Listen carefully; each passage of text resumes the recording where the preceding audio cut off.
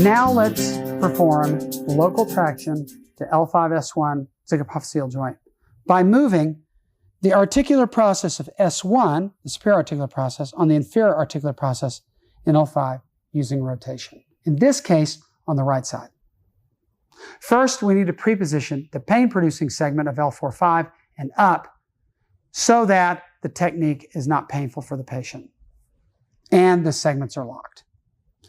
To do so, I will first make sure that L4-5 and up are extended.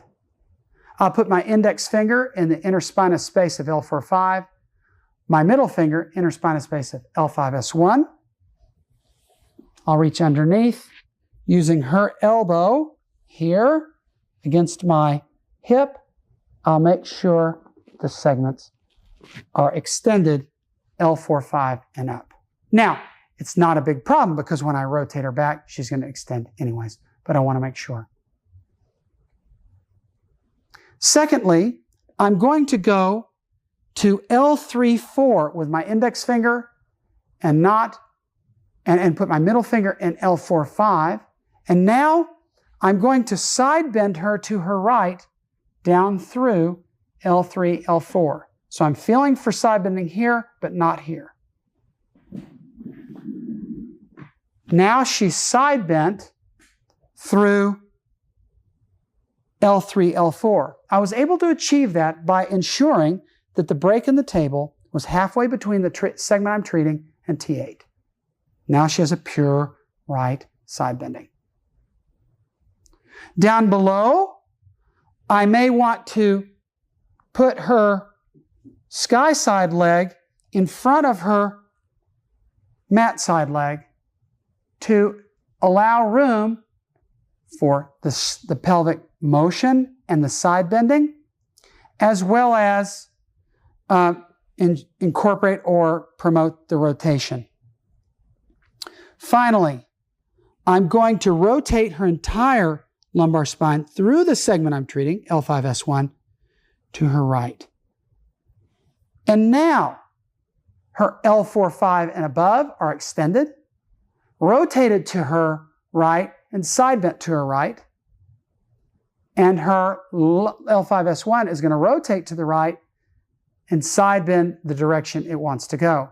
Now, if you are ever concerned about the side bending at L4-5 and up, once she's rotated, you can always go back and add a little more side bending to make sure she's side bent to the right.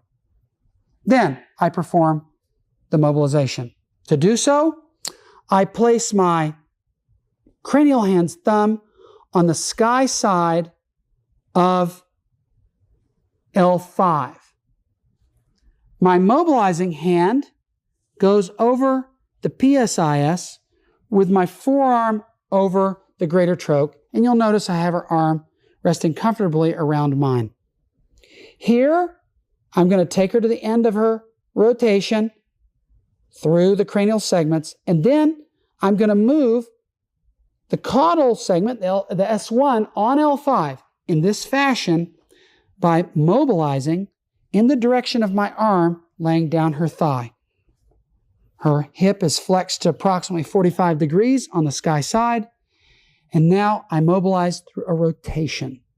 This way first, oscillating this way, and then I can hold it for 30 to 40 seconds to allow creep deformation to unwrinkle the collagen. In that position, I can let go, I can repeat oscillations for several minutes, and then do a stretch. I'm going to move her arm a little bit so you can see what's happening. Normally I'd have it more back, but now you can see where we're going. My thumb is on L5. I'm mobilizing S1 on L5 this way. I can hold it 30 to 40 seconds. Repeat that 30 to 40 second hold 5 to 7 times. And at the end, I can retest the mobility. I'll follow this technique with a flexion gliding of S1 on L5 and do both of those traction and flexion gliding techniques on both the right side and the left side to ensure improvements of flexion, segmental flexion at L5 S1.